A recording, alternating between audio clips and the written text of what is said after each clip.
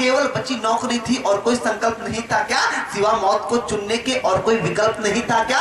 कितना भी हो कोई बड़ा वतन से बड़ा नहीं होता, कितना भी हो कोई बड़ा वतन से बड़ा नहीं होता। कोई हादसा कोई दुख जीवन से बड़ा नहीं होता, कोई हादसा कोई दुख जीवन से बड़ा नहीं होता। और गांडे उठाया जाता जब, गांडे उठाया जाता जब अधर्म को मार भगाना हो, और जान लुटाई जाती है जब स्वाभिमान बचाना हो।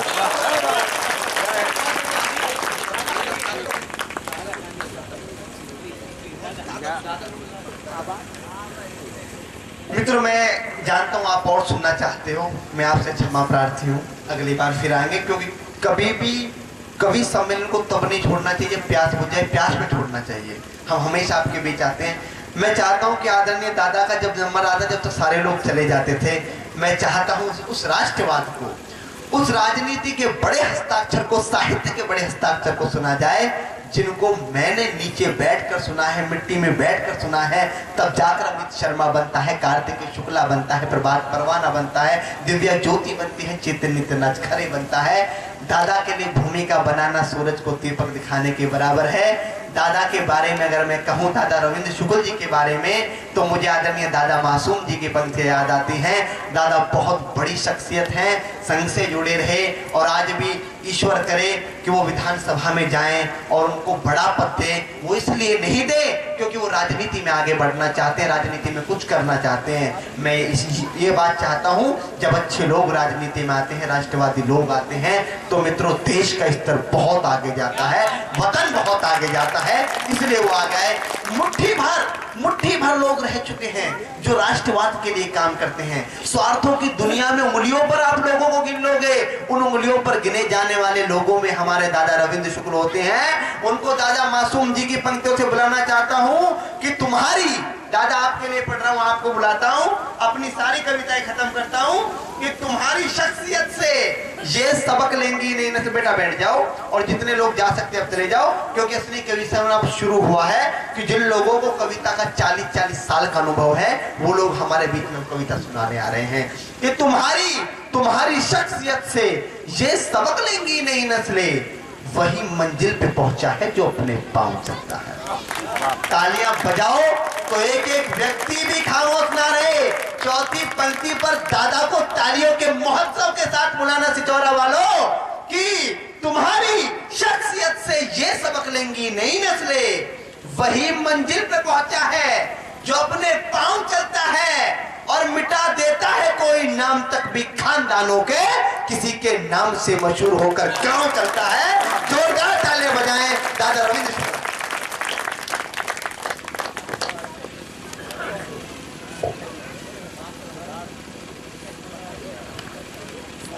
माँ वाणी को प्रणाम करता हूँ, सप्रथ मंच को प्रणाम करता हूँ, आप सब सुधी श्रोताओं को प्रणाम करता हूँ,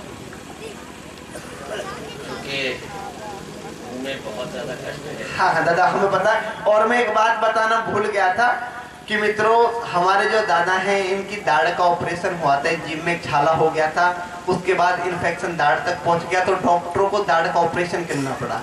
और आप जानते हैं कि जो हमारी दाढ़ होती है उसमें बहुत मजबूत हड्डी होती है।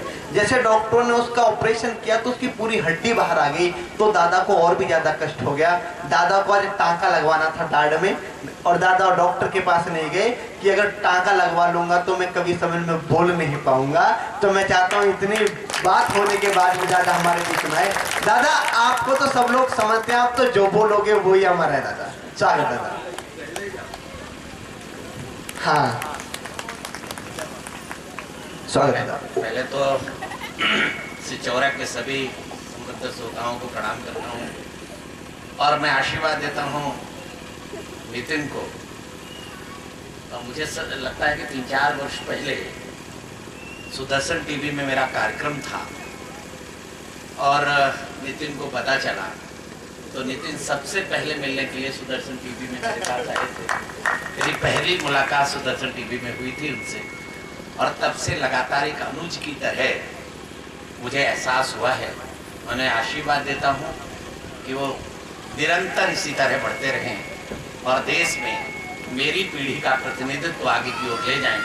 अमित शर्मा जैसे लोग ये सब बैठे हैं, हमारा ये शुक्ला अनुज है, ये विश्वविद्यालय में पढ़ता है, अक्सर ये लोग मेरे पास आते रहते हैं। मेरा पूरा आशीर्वाद है और मैं केवल एक बात कहता हूँ, जिस बात को नितिन ने कहा था, चेतन ने कहा था, स्वतंत्रता के पश्चात इस देश में जबरदस्त षड्यंत्र हुआ और इस षड्यंत्र के अंतर्गत उन सब क्रांतिकारियों को नजरअंदाज करने की कोशिश की गई जिन्होंने देश को सर्वस्व स्वाहा करके आजाद करा। बहुत कम लोगों को मालूम होगा क्योंकि इतिहास आपको पढ़ाया नहीं गया। लाखों लोगों का बलिदान हुआ है। बहुत सारे नाम तो यहाँ पर आ गए, लेकिन बहुत सारे ऐसे नाम हैं जो आपके सामने कभी आए ही नहीं। आपको जानकर आश्चर्य होगा कि 4 पानी के जहाज क्रांतिकारियों से भरे हुए हिंदुस्तान की धरती पर क्रांति करने के लिए आए। हिंदुस्तान के ही लाल थे सब उसमें, कामागाटा मारू, प्रिंसेस कोरिया जैसे जहाज। एक जहाज को बीच समुद्र में खड़ा करके पानी खत्म कर दिया गया, पीने का पानी नहीं रहा, खाने का कुछ नहीं रहा। एक मिनट, जितने भी लोग जा रहे हैं मैं उनसे अनुरोध करता हूं कि अभी हमारे बीच में 2 कवि हैं, आदरणीय दादा रविंद्र शुक्ल और दादा मासूम गाजियाबादी जी। इनको सुनकर आपको अच्छा लगेगा। अभी तो आपने स्टार्टिंग देखी थी, अब कार्यक्रम के अंत में अंजाम तक पहुंचेगा। स्वागत दादा। चिंता मत करो। ऐसे 4 जहाज जिनमें से प्रिंसेस कोरिया को बीच समुद्र में खड़ा करके तड़पा तड़पा करके हजारों क्रांतिकारियों को मारा गया। एक कामागाटा मारू कलकत्ता के बंदरगाह पर लगाकर दोनों तरफ से बंदूकें लगी, निकलने वाले हर क्रांतिकारी को गोलियों से भून दिया गया। उन्हीं लाशों के नीचे दबा हुआ एक व्यक्ति बचा जो बाद में बड़ा क्रांतिकारी बना, जिसका नाम था बाबा पृथ्वी सिंह। आप सबने नाम सुना। इतने सारे लोगों के बलिदान के बाद भी देश की स्वतंत्रता के पश्चात इस देश में गीत गाया गया, दे दी हमें आजादी बिना खड्ग बिना ढाल, साबरमती के संत तूने कर दिया कमाल। इससे ज्यादा क्रांतिकारियों का अपमान कोई हो नहीं सकता। तब मुझ जैसे कलमकार को कलम उठानी पड़ी। बिना ढाल तलवार मिली आजादी कैसे गए, बलिदानों से ही आजादी पाई भी सुनाए, लिखना पड़ा। मैं केवल एक बात मित्रों कहना चाहता हूँ, षड्यंत्र के अंतर्गत लोगों को दूर करने की कोशिश की गई, सही इतिहास को आपसे दूर किया गया। मैं यहीं से अपनी कविता को प्रारंभ करता हूँ। जिनको समझा माला सुमेर, जिनको समझा माला सुमेर, जाना था जिनको तपापूत, कर देंगे गौरव में भविष्य, माना था भारत का सपूत। पर अंत जिन्हें समझा प्रकाश, वो अंगियारों के थे दलाल। यद्यपि सियार के वंशज थे पर उड़े थे वे सिंह। पर हम भी तो निरुपाय नहीं, रंचक भी नहीं, निराशा है। भारत के अमर सपूतों का इतिहास हमारी आशा है। मन्ना जी झाला याद हमें, राणा का भाला याद हमें, गुरु का सोनीपत, वो जलियांवाला याद हमें, गुरु तेग बहादुर हमें याद, जिनकी गाथा अलबेली है। अरे गोविंद सिंह के राष्ट्र प्रेम ने कितनी जिंदाबाद। कमाल कमाल कमाल। वाह। 4 पुत्र 2 मैदान में मारे गए, 2 जिंदा दीवार में। फतेह सिंह जोरावर सिंह दीवार में चुनवाए जाने लगे। किस लिए? हिंदू धर्म छोड़ दो, इस्लाम स्वीकार कर लो। दोनों बच्चों ने कहा हम पिता दशमेश की संतानें हैं, हम अपने धर्म को नहीं छोड़ सकते, मरना स्वीकार करेंगे।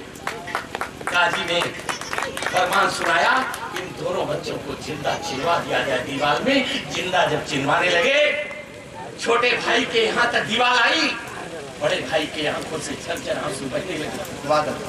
छोटे भाई ने ललकारते हुए कहा, भैया हम गुरु गोविंद सिंह की संतान हैं, मरने से डरते हो, ये कायरता कैसी? बड़ा भाई कहता है, मेरे भाई मेरी आंखों में आंसू इसलिए नहीं आ रहे कि मैं मर रहा हूँ, आंखों में आंसू इसलिए आ रहे कि दुनिया में मैं पहले आया, तेरी सुरक्षा का भार मेरे ऊपर है, लेकिन मैं बेबस हूँ, तेरी जान नहीं बचा पा रहा हूँ। तू पहले मर रहा है, मेरे मरने से पहले तू मेरे सामने मर रहा है, इस बेबसी पर आंसू बहा रहा। क्या बात है, वाह। चुन गए पुत्र दीवारों में, चुन गए पुत्र दीवारों में, लेकिन थी हार नहीं मानी। तब भारत था कितना महान, कितना बलिदानी था पानी। है वीर शिवाजी समर्थकों, जो स्वतंत्रता अनुरागी था, आहुति दे दी निज प्राणों की, ऐसा बंदा बैरागी था। अरे तात्या टोपे का शौर्य याद, नाना की याद कहानी है पोर पोर में बसी हुई वो झांसी वाली रानी है। वाह कमाल दादा, वाह वाह वाह। आजाद भगत सिंह राजगुरु, बिस्मिल बटकेश्वर आसपाक, सुखदेव सरीखे राष्ट्र भक्त, बलिवेदी पर हो गए खाक। इन बलिदानों की शपथ हमें तब तक हम चैन नहीं लेंगे जिसने माँ का आंचल फाड़ा उसको हम टूटने देंगे। क्या जिंदाबाद दादा, वाह वाह दादा वाह। अगणित ठावों से छत विच्छत मां बिलख रही आवाज सुना, विश्वास नेत्र निहार रही, बहरे गूंगे हिमराज सो। विश्वास दिया था बापू ने, हम अंग नहीं कटने देंगे, तन मेरा चाहे बने लाश पर देश नहीं बटने देंगे। पर बोलो कौन व्यवस्था था जो देश सहेजी बांट दिया, माता के अंग भंग करके उसका स्वरूप ही छांट दिया। क्यों नाक रगड़ कर जिन्ना को महिमा से मंडित कर डाला, कायदे आजम कहकर को उसको क्यों घर में ही भुजंग पाला, क्यों पाक परस्ती खातिर भारत को क्यों बर्बादी किया, 55 करोड़ अनुदान राशि घोषित कर रोग असाध्य किया। अरे क्यों भरत वंश के वीरों का सामूहिक नरसंहार हुआ, नापाक पाक की धरती पर क्यों बहनों से व्यभिचार हुआ। वाह वाह। क्यों हरण हुआ अबलाओं का, अस्मिता हुई क्यों तार तार, क्यों लाशों के ढेरों पर बैठी ममता रोई जार जार। कट गया किसी का एक पैर, कोई निज हाथ दबा बैठा, कोई बच बचा अकेला था, अपनों का साथ गवा बैठा। थी स्वयं क्रूरता दहल गई, पापी उन पाक दरिंदों से, भाले पर छेदे हुए शिशु भी तड़पे थे विवश परिंदों से। उनकी शोणित धाराओं से रावी का पानी लाल हुआ, हो गई लाल सतलज चिनाब, घायल माता का भाल हुआ।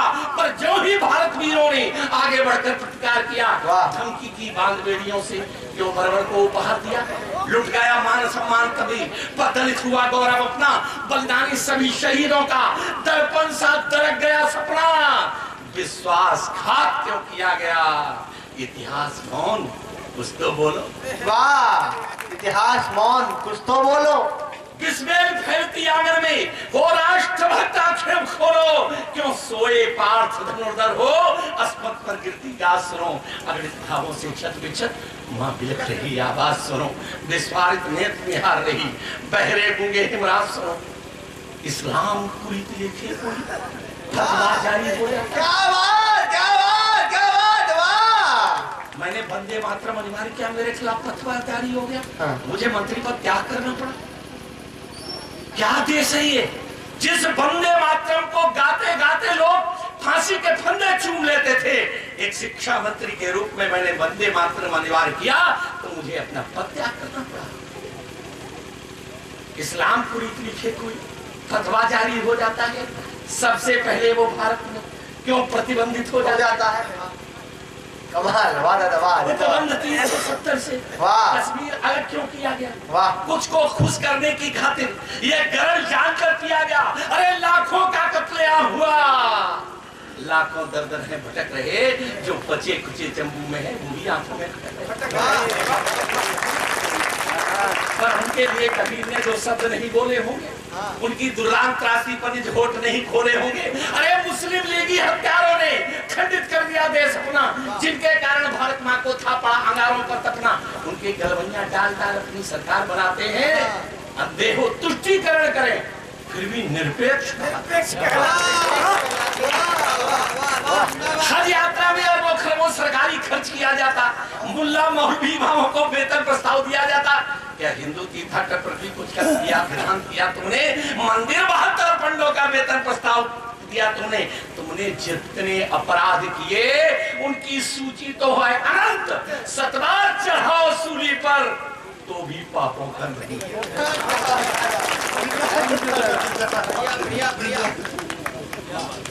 इन गद्दारों के कारण, वाह जिंदाबाद। इन गद्दारों के कारण ही भारत की लुट्टी लाश नो अगणित भावों से गलती का हो। मेरा गीत है, उसकी कुछ पंक्तियां प्रस्तुत करके अपनी बात आगे बढ़ाता हूँ। स्वागत दादा। और अगर आपको लगे कि आपके मन की बात इतिहास की भूल को दोहराता हूँ, अगर मोहम्मद गोरी को हम क्षमादान न देते, वाह, अगर मोहम्मद लेते, पहली बार पकड़ कर उसका शीश कलम कर लेते, पराक्रमी भारत का तब इतिहास और ही होता, जगत गुरु की मान प्रतिष्ठा भारत का भी होता। वाह वाह। तब मैं कहना चाहता हूँ, अतिशय उदारता के कारण अपना इतिहास कलंकित है। वाह। अतिशय उदारता के कारण क्या जरूरत थी छोड़ने की? साले को पकड़ा दे, एक ही बार में कलम कर लेते। क्या दादा, वाह। कम से कम आंखें तो नहीं निकाली जाती। वाह। लेकिन धन्य वो हमारा वीर, आंखें निकालने के बाद भी बदला ले लिया। लेकिन आपको जानकर आश्चर्य होगा, गजनी के अंदर आज भी पृथ्वीराज की समाधि बनी हुई है, उस पर जूता रखा हुआ है। जो वहाँ गजनी का आदमी जाता है उसके जूते मारता है। वाह। मैं राष्ट्र के नायकों से मांग करता हूँ कि आज अफगानिस्तान हमारा मित्र है, वो मांग करे कि इस तरह की प्रथा को समाप्त किया जाए और हमारा शूरवीर पृथ्वीराज चौहान की इस तरह की बेइज्जती करके भारत का अपमान न करे। वह मान तब मैं कहता हूँ, अतिशय उदारता के कारण अपना इतिहास कलंकित है। भारत माता की छाती पर भूलों की पीड़ा अंकित है। जब कहा शिवाजी को छुआ तो काटी गई जवान नहीं। वाह। मैं एक पुस्तक मेले का उद्घाटन करने के लिए गाजियाबाद गया था। अच्छा। उमा शंकर जी मिश्रा को जानते हैं? हाँ हाँ, उमा से हिंदी सभी दिलाते हैं। हाँ। उन्होंने पुस्तक मेले का उद्घाटन के लिए मुझे मुख्य अतिथि के रूप में बुलाया। मैं जब फीता काट के अंदर घुसा तो वहां कुछ पुस्तकें लगी हुई देखी मैंने। समाज के पथभ्रष्ट तुलसीदास, चरित्रहीन विवेकानंद। अच्छा। किताबों के इनके विज्ञापन संता में छपते हैं मेरे मित्रों, संता में इसके विज्ञापन आते हैं और ये हिंदुस्तान के अंदर ये किताबें बिकती हैं। समाज के पथभ्रष्ट तुलसीदास। तब एक कवि को कहना पड़ता है, अपने धर्म का निर्वहन करना पड़ता है कि अतिशय उदारता के कारण और एक कलाकार भारत माता माँ वाणी इनका दंगा चित्र बना देता और भारत में कहने वाले लोग हो जाते, उसको भारत रत्न देते। धूप के मर जाना चाहिए चुल्लू भर पानी में। हम स्वतंत्रता में चले थे, वंदे मातरम से यात्रा हमने प्रारंभ की थी। छातियां कम नहीं पड़ती थी, गोलियां कम पड़ जाती थी वंदे मातरम का उद्घोष करते हुए। आज एक कन्हैया पैदा हो गया वहां पर जेएनयू में, वो भारत मुर्दाबाद के नारे लगाता है, पाकिस्तान जिंदाबाद के नारे लगाता है। इस हम कहां से चले थे, कहां? तब मैं कहना चाहता हूं, अतिशय उदारता के कारण अपना इतिहास कलंकित है। भारत माता की छाती पर भूलों की पीड़ा अंकित है। अरे जब कहा शिवाजी को चूहा तो काटी गई जवान नहीं। पथभ्रष्ट तुलसी को लिखकर क्यों कर जीवित शैतान श्रद्धा को वस्त्रविहीन किया।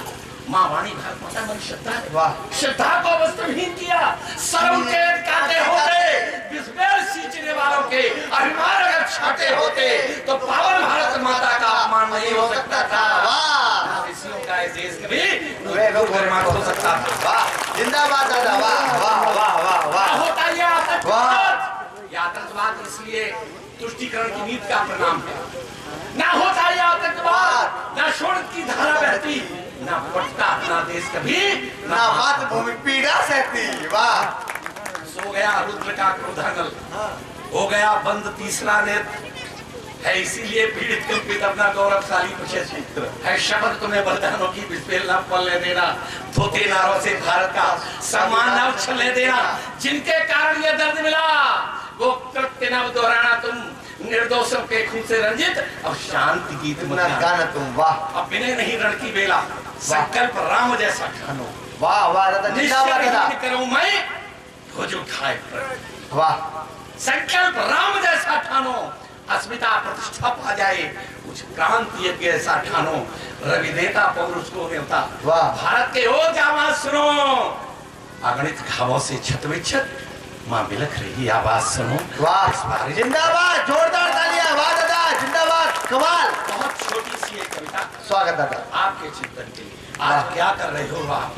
वाह। गलतियां आप दूसरे को देते हो, जिंदाबाद। गालियां आप दूसरे को देते हो, लेकिन फूलन देवी, मुलायम सिंह, शिवपाल जैसे लोगों को आप शक्ति प्रदान करते हो। गालियां देते हो राजनीति को और इन सौदागरों को तुम बैठा देते हो। तब रवि शुक्ला आपकी कविता को उधार देता हुआ कुछ कहता है। स्वागत है तो स्वागत। अंधियारों को पूज रहे सब, दीपक दूर खड़ा रोता है। हाँ।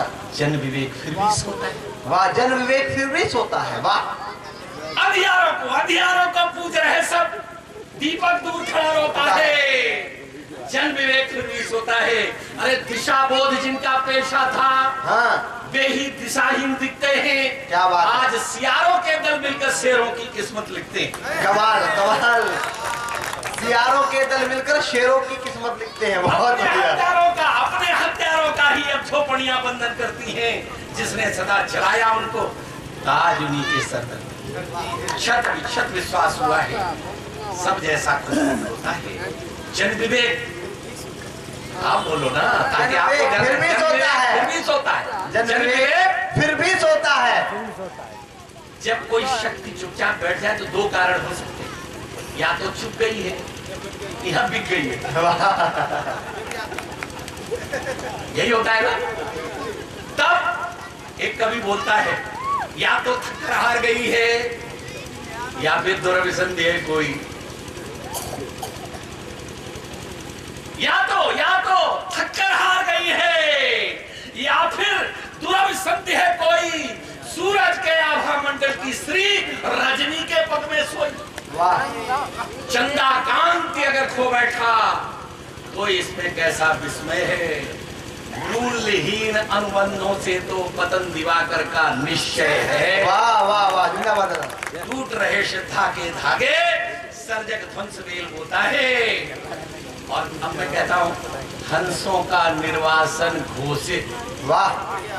हंसों का शिकायत यह है कि अब हंस कहां गए, अच्छे लोग कहां गए। तब आपसे प्रश्न करता हूं, स्वागत है। हंसों का निर्वासन घोषित, बगुलों का कुल हर्षाया है। अरे मानसरोवर को भी तो अब हंसहीन रहना पाया है। वाह वाह वाह वाह, जिंदाबाद दादा। उनके कौन भेजता है। हंसों का निर्वासन घोषित, बगुलों का कुल हर्षाया है। अरे मानसरोवर को भी तो अब हंसहीन रहना भाया है। और जरा अपनी आत्मा पे हाथ रखना। तिलक तराजू तलवार में। कमाल था। वाह वाह, जोरदार तालियां अगर लोग समझ गए हो तो। वाह। आपने पढ़ा होगा ना, हाँ, दीवारों में लिखा रहता था, तिलक तराजू और तलवार इनके मारो जूता चार। अच्छा, आपने हमें तो अच्छा याद कर लिया। अगर ये लोग याद कर ले देश का कल्याण हो जाए। तिलक तराजू तलवारों ने उनसे अब अनुबंध किया है। किस लिए? सत्ता सुख के लिए उन्होंने अपमानों का करण किया है। हाँ, सिंहासन नीलाम हो गया। वाह। सिंहासन नीलाम हो गया, कुत्तों का अर्चन होता है। वाह। सिंहासन नीलाम हो गया, श्वानों का अर्चन होता है। जन विवेक फिर भी सोता है। जगाने के लिए आया हूं। बोध सोए राष्ट्र का